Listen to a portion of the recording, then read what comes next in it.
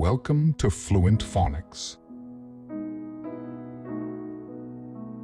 Today we will learn how to pronounce the word clothier. Clothier.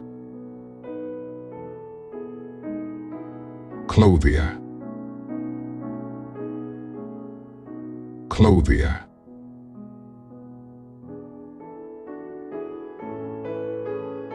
Here's an example of how one might use it in a sentence. The local clothier is known for creating custom suits for many of the town's residents. A clothier is a person or business that specializes in selling or making clothing, particularly high-quality or tailored garments.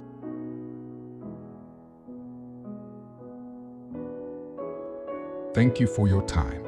If you enjoyed this, please like and subscribe for further content.